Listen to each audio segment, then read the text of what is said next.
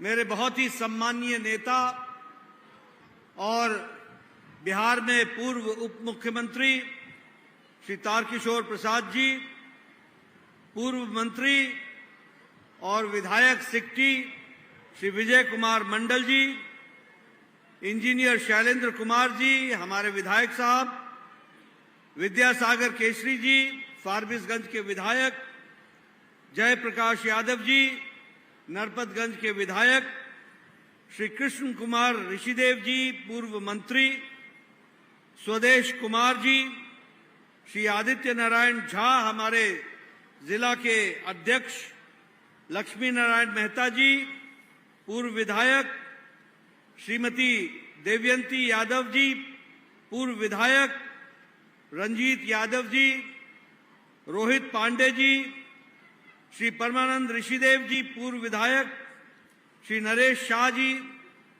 सम्मानित मंच और यहां इतनी बड़ी संख्या में एकत्र आए देवी और सज्जनों, माताएं, बहनें, बुजुर्ग, मेरे नौजवान साथी और मीडिया के मेरे साथी, प्रिंट मीडिया और इलेक्ट्रॉनिक मीडिया के मेरे साथी, सबसे पहले तो मैं जब इस पवित्र धरती पर आया हूं तो बाबा मदनेश्वर जी की स्मृति करते हुए और सुंदरनाथ महादेव को नमन करते हुए मैं अपनी बात को प्रारंभ करता हूं।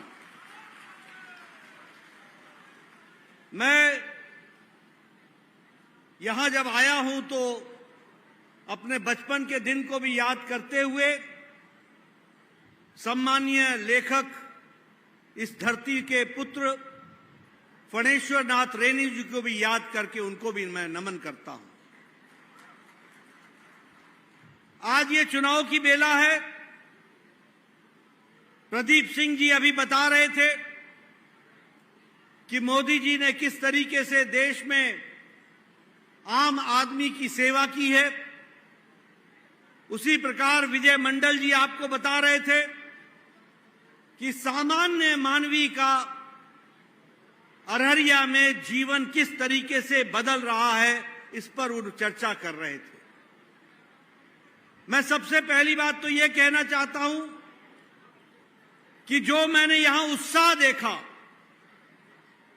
जो मैं उमंग देख रहा हूं, जो आप लोगों में मैं ऊर्जा देख रहा हूं, जो मैं आप लोगों में खुशी देख रहा हूं और जो मुझे तालियों की गड़गड़ाहट मेरे कान तक आ रही है, वह मुझे आश्वस्त कर रही है कि आपने प्रदीप कुमार सिंह को तीसरी बार संसद में भेजने का तय कर लिया है। इसके लिए आपको मैं विशेष करके धन्यवाद देता हूं। मित्रों, मोदी जी के 10 साल सेवा के रहे, मोदी जी के 10 साल सुशासन के रहे, मोदी जी के 10 साल गरीब कल्याण के रहे। अब एक तराजू पर आप रखिए, एक तरफ सेवा है, सुशासन है, गरीब कल्याण है, और दूसरी तरफ राजद का शासन रहा, कांग्रेस का शासन रहा। वो क्या था? वो था लूट, कुशासन और उनके खुद के परिवार का कल्याण। इससे ज्यादा कुछ नहीं था। एक तरफ सेवा, सुशासन, गरीब कल्याण और एक तरफ लूट, कुशासन और परिवार कल्याण। आपको दोनों में तय करना है। एक तरफ वो लोग हैं जो देश की सेवा के लिए दिन रात एक करके काम कर रहे हैं और देश को आगे बढ़ाने में मोदी जी के नेतृत्व में आगे बढ़ रहे हैं। मुझे खुशी है आपको बताते हुए, देश की जब मैं तस्वीर खींचता हूं तो मुझे खुशी है आपको बताते हुए कि देश पिछले 10 सालों में जो हमारी अर्थव्यवस्था 11वें नंबर पर थी, आज मोदी जी के नेतृत्व में ब्रिटानिया को पछाड़कर एक लंबी छलांग लगाकर भारत की अर्थव्यवस्था 5वें नंबर की अर्थव्यवस्था बन गई, 5वें नंबर की अर्थव्यवस्था। और आप प्रदीप जी को तिवारा चुनाव जिता के भेजेंगे, कमल का फूल खिलाएंगे, मोदी जी को आप तीसरी बार प्रधानमंत्री बनाएंगे और 2 साल के अंदर भारत तीसरी दुनिया की अर्थव्यवस्था बन जाएगा। ये आपको याद रखना है। आपको जानकर खुशी होगी कि गाड़ी बनाने में, ऑटोमोबाइल मार्केट में हम लोगों ने मोदी जी के नेतृत्व में जापान को पछाड़कर आज दुनिया की तीसरी नंबर की ऑटोमोबाइल मार्केट बन गई, ऑटोमोबाइल मार्केट बन गई, तीसरे नंबर की। आपको जानकर खुशी होगी कि भारत की दवाई आज दुनिया में दूसरे नंबर पर निर्यात हो रहा है, एक्सपोर्ट हो रहा है, दूसरे नंबर पर। हम दुनिया की डिस्पेंसरी बन गए, दुनिया हमसे दवाई खरीद रही है। सबसे सस्ती और सबसे असरदार दवा आज भारत बना रहा है और दुनिया में भारत की दवाई का डंका बज रहा है। यह परिस्थिति आकर के खड़ी है। पेट्रोकेमिकल्स में हम लोगों ने लंबी छलांग लगाई और हमारा एक्सपोर्ट, हमारा निर्यात 106% बढ़ गया, 106%।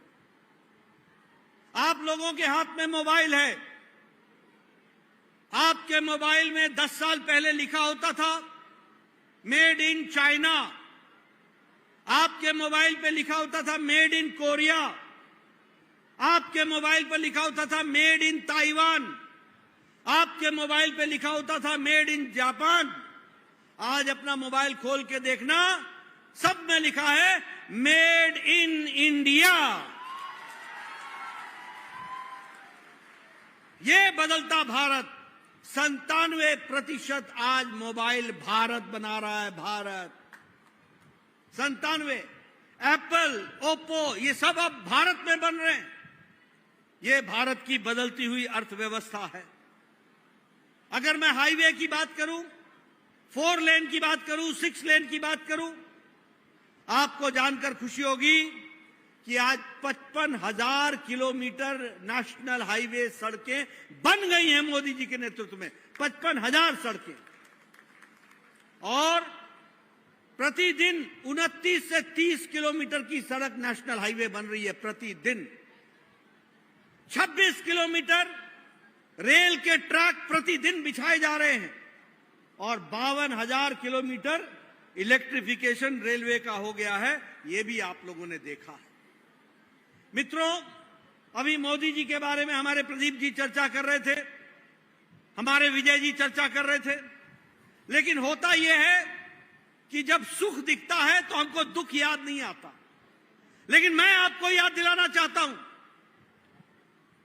कोरोना की मार आई, 100 साल में इतना बड़ा आपदा नहीं आया था। दुनिया भी नहीं जानती थी कि कैसे लड़ा जाए। लेकिन आपदा में, कोरोना की लड़ाई में अमेरिका फेल हो गया, यूरोप फेल हो गया, जापान रास्ता तय नहीं कर पाया, रशिया तय नहीं कर पाया, दुनिया के तमाम देश नहीं तय कर पाए। लेकिन मोदी जी के नेतृत्व में सही समय पर सही फैसला लेकर मोदी जी ने 140 करोड़ देशवासियों को बचाने का काम किया। यह भी हमको ध्यान रखना चाहिए। सही समय पर लॉकडाउन लगाया। क्या कहा? अमेरिका नहीं तय कर पाया कि जान जरूरी है कि जहान जरूरी है, जान जरूरी है कि आर्थिक नीति जरूरी है। कभी उन्होंने लॉकडाउन लगाया, कभी हटाया, कभी लगाया, कभी हटाया। मोदी जी ने कहा जान है तो जहान है, और लॉकडाउन लगाया। 1.5-2 महीने में भारत को कोरोना से लड़ने के लिए तैयार किया, और उसके बाद लॉकडाउन हटाया और फिर कहा जान भी है और जहान भी है। और याद करो मित्रों, मैं बार बार बोलता हूं, मैं स्वास्थ्य मंत्री रहा हूं, प्रदेश का भी स्वास्थ्य मंत्री रहा हूं और देश का भी स्वास्थ्य मंत्री रहा हूं। मैं आपको भारत की तस्वीर बताना चाहता हूं। इस देश में टेटनस की दवा को आने में 27 साल लग गए। अपने देश में डिप्थेरिया की दवाई को आने में 30 साल लग गए। इस देश में ट्यूबरक्लोसिस की दवाई को आने में 24 साल लग गए। इस देश में जापानी बुखार की दवाई को आने में 100 साल लग गए। 1906 में जापानी बुखार का दवा जापान में बना था और 2006 में योगी जी लेकर के आए। जब वो विधायक सांसद थे तब वो गोरखपुर में लेकर के आए। लेकिन आपको जानकर खुशी होगी और आश्चर्य भी होगा, 24 जनवरी 2019 को पहला कोरोना का केस भारत में डिटेक्ट हुआ और 20 अप्रैल को मोदी जी ने टास्क फोर्स बैठाया और 9 महीने के अंदर एक नहीं 2 वैक्सीन बना करके 220 करोड़ डोज लगा करके भारत को उससे निजात दिला दिया। ये भारत की तस्वीर देखिए 9 महीने के अंदर। और आपको जानकर खुशी होगी, यही कांग्रेसी, यही राष्ट्रीय जनता दल के लोग, यही लोग बोलते थे ये मोदी टीका है, मोदी टीका है, मत लगाओ। चुपके चुपके जाके खुद लगा लिया। संसद में मुझे मिले, मैंने कहा कैसा लगा मोदी टीका, ठीक लगा कि नहीं लगा? ऐसे लोग जो जनता को गुमराह कर रहे थे, खुद टीका लगा रहे थे और जनता को बताते थे कि ये टीका मत लगाओ। प्रधानमंत्री जी ने 220 करोड़ डबल डोज और उसके बाद बूस्टर लगा करके देश को कोरोना से बचाया। 140 करोड़ की जनता को बचाने का काम किया और 100 देशों को दवाई वैक्सीन हमने भेजी, 100 देशों को वैक्सीन मैत्री में, और 48 देशों को हमने मुफ्त में वैक्सीन भेजी। यानी मोदी जी के नेतृत्व में आज भारत मांगने वाला भारत नहीं है, आज मोदी जी के नेतृत्व में भारत देने वाला भारत बन गया, दुनिया को देने वाला भारत बन गया। ये हमको समझना चाहिए। मित्रों, अभी चर्चा हमारे विजय जी कर रहे थे कि कैसे प्रधानमंत्री गरीब कल्याण अन्न योजना में 5 किलो गेहूं, 5 किलो चावल और 1 किलो दाल और चना की बातचीत हो रही है। मैं यहां आपको बताना चाहता हूं, मैं यहीं बिहार में बचपन मेरा गुजरा। मुझे याद है बचपन में किस तरीके से एक वक्त सत्तू खा करके लोग गुजारा करते थे। मैंने वो भी दिन देखे। आज आपको जानकर के खुशी होगी कि 8 करोड़ 70 लाख लोग बिहार के, 8 करोड़ 70 लाख और 80 करोड़ की भारत की जनता को प्रधानमंत्री मोदी जी 5 किलो गेहूं या 5 किलो चावल और 1 किलो दाल देने का काम किया है। और इसके कारण आज भारत की 25 करोड़ की आबादी गरीबी की रेखा से निकल गई है और अमीरी की रेखा में आ गई है। यह परिस्थिति आकर के खड़ी हुई है, यह फर्क पड़ा है। और आपको जानकर खुशी होगी कि मोदी जी ने तय किया है कि प्रधानमंत्री गरीब कल्याण अन्न योजना अगले 5 साल तक फिर से चलती रहेगी और गरीबों को मिलता रहेगा, इसकी व्यवस्था होगी। आप देखिए, कभी सोचा था कि किसान के खाते में हर चौथे महीने 2-2 हजार रुपए आएगा? आज 11 करोड़ 78 लाख किसान और बिहार के 80 लाख किसानों के खाते में हर चौथे महीने 2-2 हजार रुपए आ रहा है और वो किसान सम्मान निधि में दिया जा रहा है। गैस का कनेक्शन, उज्ज्वला योजना, सौभाग्य योजना।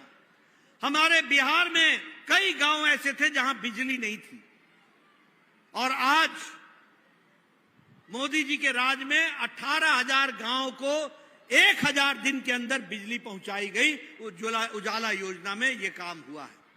2.5 करोड़ लोगों के घर में बिजली पहुंचाई गई सौभाग्य योजना में। और अब मैं आपको बताना चाहता हूं मित्रों, मेरी बात जरा ध्यान से सुन लीजिएगा। प्रधानमंत्री सूर्य घर योजना, ये सौर ऊर्जा के माध्यम से अब तय ये हुआ है कि हर घर के छत पर सौर ऊर्जा दी जाएगी ताकि उसका बिजली का बिल मुफ्त हो जाए, जीरो हो जाए, और वो जो भी बिजली अपनी योजना से अपने खर्च करने के बाद बचेगा वो भारत सरकार खरीदेगी और उसका पैसा भी उसको मिलेगा। यानी बिजली का बिल मुफ्त और बिजली कमाने का कार्य शुरू होगा। प्रधानमंत्री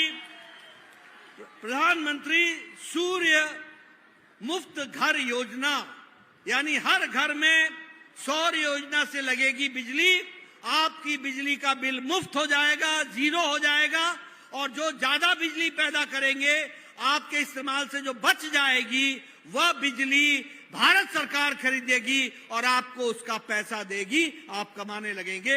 यह परिस्थिति आकर के खड़ी है। यहां इतने विधायक बैठे हैं, इतने सांसद बैठे हैं, इनसे पूछो। मैं 1993 में एमएलए बन गया था, 1993 में, बार बार सुनाता हूं। मुझे इंदिरा आवास योजना में 2 घर मिलते थे पंचायत में, 2 घर। आज एक एक पंचायत में 40-40 घर प्रधानमंत्री आवास योजना में बन रहे हैं, 40-40 घर। और मोदी जी ने 10 साल में 4 करोड़ घर बना करके दिए पक्के, with drawing room, with bedroom, with kitchen के साथ गैस का सिलेंडर, शौचालय, कोर्टयार्ड। और अगले 5 साल में प्रदीप कुमार को भेज देना, 3 करोड़ और घर बना दिए जाएंगे। कोई घर बगैर पक्के छत का नहीं होगा, इस तरीके की व्यवस्था की जाएगी। इसी तरीके से मैं एक बात और बोलना चाहता हूं, वह भी मेरे स्वास्थ्य से जुड़ा हुआ है, इसलिए मेरे स्वास्थ्य नहीं, मेरे स्वास्थ्य विभाग के स्वास्थ्य से जुड़ा है। मैं आपको बताना चाहता हूं, यहां सब विधायक सांसद बैठे हैं, प्रदीप जी 2 बार के विधायक हैं, 2 बार के सांसद हैं, लंबे समय से हैं। हम क्या चिट्ठी लिखते थे प्रधानमंत्री को, हम क्या चिट्ठी लिखते थे मुख्यमंत्री को?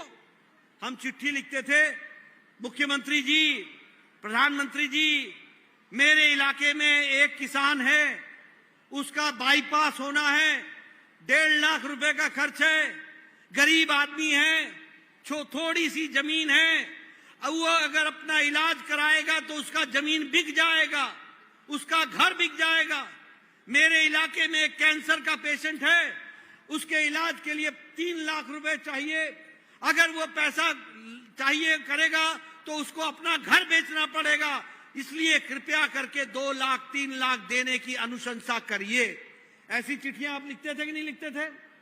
और ये लिखते थे, 1.5 लाख मांगते थे तो 75,000 मिलता था, 3 लाख मांगते थे तो 1.5 लाख मिलता था, बाकी हम जनता से इकट्ठा करते थे। लेकिन मोदी जी ने आयुष्मान भारत के माध्यम से 10 करोड़ 74 लाख परिवार, 55 करोड़ लोग, भारत की 40% की आबादी, और गरीब आबादी। कौन है ये गरीब लोग?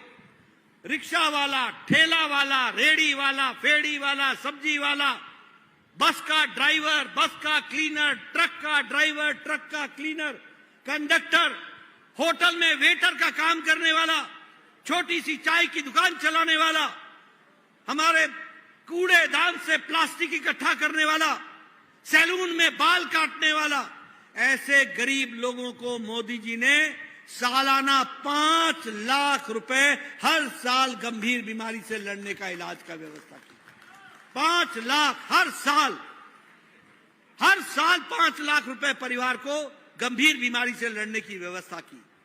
और मैं आपसे निवेदन करने आया हूं, प्रदीप जी को जिता के भेज देना। मोदी जी की योजना है कि अगले 5 साल में हम देश का कोई भी व्यक्ति, देश का कोई भी नागरिक, किसी भी जाति का, किसी भी धर्म का, किसी भी इलाके का कोई भी व्यक्ति जिसकी उम्र 70 साल से ऊपर की हो गई है, उसको प्रधानमंत्री मोदी जी आयुष्मान भारत में 5 लाख रुपए का सालाना हेल्थ कवर देंगे। 5 लाख रुपए का। आपसे निवेदन है कि आप फॉर्म भरवाओ, और जो भी घर में 70 साल से ऊपर का है, जो भी घर में। और सबसे बड़ी बात, किसी ने किन्नर समाज की चिंता नहीं की, किस तरीके से बेचारे किन्नर समाज के लोग रहते हैं। मोदी जी ने उनको भी आयुष्मान भारत में जोड़ लिया है ताकि उनके भी स्वास्थ्य की चिंता हो सके। इस तरीके से काम हो रहा है। इसलिए मित्रों, अगर हम बात करें गांव, गरीब, वंचित, पीड़ित, शोषित, दलित, युवा, किसान, महिला, इनको अगर ताकत दी है तो प्रधानमंत्री मोदी जी की नीतियों ने ताकत दी है। ये हमको समझना चाहिए। आज वो ताकतवर हो गया है, आज वो उसको ताकत मिल रही है। 25 करोड़ लोग गरीबी की रेखा से निकल गए हैं। और विकास की अगर बात करूं तो मुझे खुशी है कि आज 5 शहर स्मार्ट सिटी में आ गए हैं और 5 शहर जो हैं उसमें लगभग 2660 करोड़ रुपए बिहार में खर्च हो रहा है। 8 मेडिकल कॉलेज नए दिए मोदी जी ने, 8 मेडिकल कॉलेज। मैं अभी पूर्णिया उतरा था, मुझसे बोलते थे उस समय तारकिशोर जी कि हमको मेडिकल कॉलेज दो। आज वहां भी मेडिकल कॉलेज खुल गया है और 8 नए मेडिकल कॉलेज खोले गए हैं और विकास के दृष्टि से जोड़ा गया है। नेशनल हाईवे बिहार में अकेले 3500 किलोमीटर बना है और अब एक कॉरिडोर बन रहा है जो वाराणसी से चलेगा और बिहार होता हुआ रांची जाएगा और रांची से कलकत्ता जाएगा। ये 6 लेन का कॉरिडोर होगा जो बिहार में भी होते हुए जाएगा और विकास की एक नई गंगा बहेगी। उसको भी हमको ध्यान में रखना है। उसी तरीके से हमारे रेल का बजट 9 गुना बढ़ा दिया गया है बिहार का और उसी तरीके से अमृत भारत में 92 रेलवे स्टेशन को जोड़ा गया है और उनको आगे ठीक किया जा रहा है। मैं यहां खुशी की बात यह भी बताना चाहूंगा कि अररिया के रेलवे स्टेशन के लिए प्रदीप जी के कहने पर 22 करोड़ रुपए का अमृत भारत रेलवे स्टेशन बन रहा है। वर्ल्ड क्लास का नया रेलवे स्टेशन बनकर के तैयार होगा। आपके सदर हॉस्पिटल में भी नया वार्ड बन रहा है। इसलिए हर तरीके से विकास, दुनिया में भारत का नाम, देश में भारत को आगे बढ़ाना, देश की जनता को आगे बढ़ाना और देश की जनता के साथ साथ इलाके में हाईवे, रेलवेज, एयरवेज, इंटरनेट, ये सबको जाल बिछाना, इस काम को प्रधानमंत्री मोदी जी के नेतृत्व में बखूबी हुआ है। इसको हमको ध्यान में रखना चाहिए। मित्रों, मैं यहां ये भी बताना चाहता हूं आपको, ये आपको मैं अच्छा बताऊं और गलत ना बताऊं तो ये भी ठीक नहीं होगा। गलत भी बताना चाहिए, जो गलती होती है वो भी बताना चाहिए। एक आजकल इंडी अलायंस हो गया, इंडी अलायंस, एक घमंडिया गठबंधन, देखा है ना आपने। आजकल मेरे को तो कई बार बड़ा दुख भी होता है, बहुत दुख होता है। मैं सन 74 में 14 वर्ष का 15 वर्ष का था जब जयप्रकाश नारायण के आंदोलन में, जयप्रकाश नारायण के कहने पर मैं आंदोलन में कूद गया था। उस समय का भी मैंने लालू प्रसाद देखा है, मैंने उस समय का भी आंदोलन देखा है और आज भी मैं जब लालू के बेटे को देखता हूं, तेजस्वी को, और जब मैं ये देखता हूं कि लालू जी अब राहुल गांधी को मटन बनाना सिखा रहे हैं, ये कैसी जुगलबंदी हो रही है। जिस लालू प्रसाद यादव ने जयप्रकाश नारायण के आंदोलन से परिवारवाद, भाई भतीजावाद, रिश्वतखोरी, भ्रष्टाचार के खिलाफ आवाज उठाई थी, आज वही आकंठ भ्रष्टाचार में डूबकर उन कांग्रेसियों के साथ हाथ मिलाकर के खड़े हो गए जिनके खिलाफ आपने इमरजेंसी में लड़ाई लड़ी थी। क्या आपका समय आ गया, क्या स्थिति आ गई। ये राष्ट्रीय जनता दल क्या है? ये रिश्वतखोर जंगल राज दलदल है, जंगल राज दलदल है। आर स्टैंड फॉर रिश्वतखोरी, जे स्टैंड फॉर जंगल राज और डी स्टैंड फॉर दलदल। आज ये आकर के खड़ा हो गया। मैं यहां ये भी बताना चाहूंगा, ये किस चीज का गठबंधन है? ये घमंडिया गठबंधन। ये कौन सा घमंडिया गठबंधन है? ये घमंडिया गठबंधन 2 बातों का है। एक तरफ मोदी जी कह रहे भ्रष्टाचार हटाओ, वो लाल किले से कह रहे कि मैं भ्रष्टाचारियों को नहीं छोड़ूंगा, जो भ्रष्टाचारी है उसको जेल में डालूंगा। और दूसरी ओर ये घमंडिया गठबंधन कह रहा है हम भ्रष्टाचारियों को बचाएंगे। ये सब बचाने में लगे। आप बताइए, कांग्रेस पार्टी ने कोयला घोटाला किया था कि नहीं किया था? जरा जोर से बोलो, किया था कि नहीं किया था? आप बताओ, इन कांग्रेसियों ने पनडुब्बी घोटाला किया कि नहीं किया? हेलीकॉप्टर घोटाला किया कि नहीं किया? 2G घोटाला किया कि नहीं किया? आप बताइए, कॉमनवेल्थ गेम्स का घोटाला किया कि नहीं किया? न अंतरिक्ष छोड़ा, न आसमान छोड़ा, न समुद्र छोड़ा, न पाताल छोड़ा, न धरती छोड़ी। सभी लोक में भ्रष्टाचार किया कांग्रेसियों ने। अब आप बताइए, लालू ने चारा घोटाला किया कि नहीं किया? जरा जोर से बोला, चारा घोटाला किया कि नहीं किया? आप बताओ, लालू ने अलकतरा घोटाला किया कि नहीं किया? आप बताओ, लालू ने जमीन के बदले नौकरी का घोटाला किया कि नहीं किया? गरीब लोगों की नौकरी के नाम पर जमीन हड़पी कि नहीं हड़पी? आप बताओ, ये ममता, अखिलेश समाजवादी पार्टी ने गोमती रिवर फ्रंट का घोटाला किया कि नहीं किया? लैपटॉप घोटाला किया कि नहीं किया? अनाज का घोटाला किया कि नहीं किया? आप बताओ, ममता के मंत्रियों ने टीचर भर्ती घोटाला किया कि नहीं किया? गाय की स्मगलिंग का घोटाला किया कि नहीं किया? बालू घोटाला किया कि नहीं किया? साउथ में स्टालिन के लोग मंत्रियों ने घोटाला किया कि नहीं किया? आप बताइए, अरविंद केजरीवाल ने शराब का घोटाला किया कि नहीं किया? आप बताइए, के कविता ने शराब का घोटाला किया कि नहीं किया? आप एक बात बताओ, सोनिया गांधी बेल पर है कि नहीं है? जमानत पर है कि नहीं है? राहुल गांधी जमानत पर है कि नहीं है? लालू प्रसाद यादव जमानत पर है कि नहीं है? तेजस्वी प्रताप जमानत पर है कि नहीं है? आप बताइए, ये ममता के मंत्री जमानत पर है कि नहीं है? आप बताइए, टीएमसी के मंत्री जमानत पर है कि नहीं है?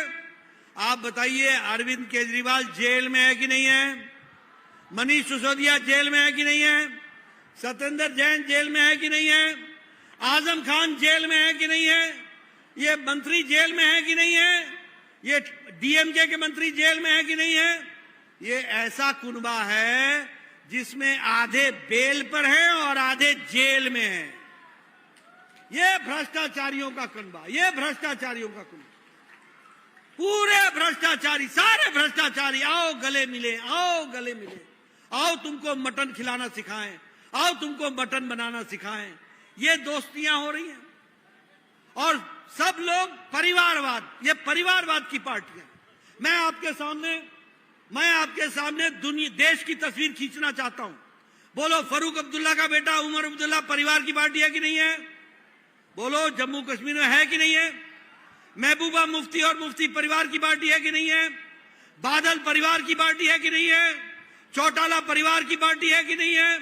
आप बताओ, मुलायम सिंह, अखिलेश, डिंपल परिवार की पार्टी है कि नहीं है? आप बताओ, लालू, राबड़ी, तेजस्वी, तेज प्रताप परिवार की पार्टी है कि नहीं है? आप बताइए, ममता, अभिषेक परिवार की पार्टी है कि नहीं है? आप बताइए, केसीआर, केटीआर, कविता परिवार की पार्टी है कि नहीं है? आप बताइए, करुणानिधि, उदयनिधि स्टालिन परिवार की पार्टी है कि नहीं है? आप बताइए, शरद पवार, सुप्रिया सुले परिवार की पार्टी है कि नहीं है? आप बताइए, उद्धव ठाकरे, आदित्य ठाकरे परिवार की पार्टी है कि नहीं है? ये सारे लोग, इनको आपसे कोई लेना देना नहीं है। इनको लेना देना है तो मैं और मेरा परिवार, बाकी सब झुंझुना बजाओ। बताइए,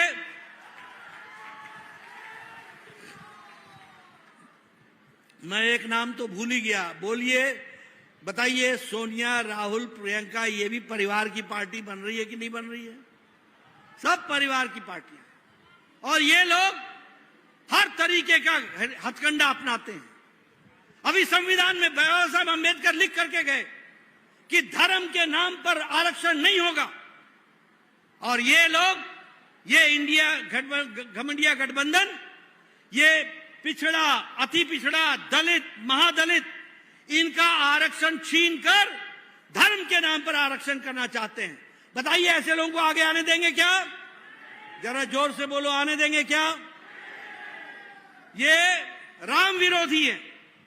आप बताइए, ये यूपीए की सरकार ने एफिडेविट दिया था कि नहीं दिया था कि राम काल्पनिक है, राम का कोई ऐतिहासिक आधार नहीं है, राम का कोई वैज्ञानिक आधार नहीं है। ये एफिडेविट दिया था कि नहीं दिया था? और इन्होंने कहा था कि नहीं था कि राम का केस लटकाओ, अटकाओ, भटकाओ। ये प्रधानमंत्री आपने मोदी जी बनाया तो जाकर के कोर्ट ने रास्ता प्रशस्त किया और आज भव्य राम मंदिर बनकर के तैयार हुआ। ये हम सब लोगों ने देखा। मित्रों, ये सनातन विरोधी हैं। क्या कहते हैं? सनातन डेंगू है, सनातन ये फ्लू है, सनातन HIV है। आप बताइए, ऐसे लोगों को आगे आने दोगे क्या? आने दोगे क्या? और फिर और सुनो, आजकल बड़े दुख के साथ मुझे बताना पड़ता है कि हर राष्ट्र विरोधी इनका दोस्त है। जिन लोगों ने JNU में नारे लगाए, भारत होंगे तेरे टुकड़े टुकड़े, इंशाअल्लाह इंशाअल्लाह, ऐसे लोगों को कांग्रेस पार्टी टिकट देकर के चुनाव लड़ाती है, उनके साथ जाकर के खड़े होती है। बोलिए, ऐसे लोगों को आगे आने देंगे क्या? आप बताइए, क्या कहते हैं? अफजल हम शर्मिंदा हैं, तेरे कातिल जिंदा हैं। अफजल कौन था? अफजल वो था जिसने पार्लियामेंट पर अटैक करने का मास्टरमाइंड था। और उसको फांसी किसने दी थी? सुप्रीम कोर्ट के जज ने दी थी। और उसको माफी किसने नहीं दी थी? उस समय के राष्ट्रपति प्रणब मुखर्जी ने नहीं दी थी। यानी सुप्रीम कोर्ट का जज और भारत के राष्ट्रपति प्रणब मुखर्जी ये कातिल हो गए। ऐसे नारे लगे और राहुल गांधी उनके साथ जाके खड़ा हो जाए। बोलो, ये राष्ट्र प्रेमी है क्या? ये राष्ट्र प्रेमी है क्या? इनको देश से लेना देना है क्या? ऐसे लोगों को आप आगे आने दोगे क्या? तो एक तरफ मैंने आपको मोदी जी के नेतृत्व में बढ़ता भारत, बदलता भारत, उज्जवल भारत, विकसित भारत के संकल्प की दृश्य आपको रखा है, और दूसरी तरफ उन लोगों को रखा है जिनका घमंड को आपने अपने इस उंगली से कमल का निशान पर बटन दबाकर उनका घमंड चूर करना है और देश को मोदी जी के नेतृत्व में आगे ले जाना है। इन्हीं शब्दों के साथ बहुत बहुत धन्यवाद।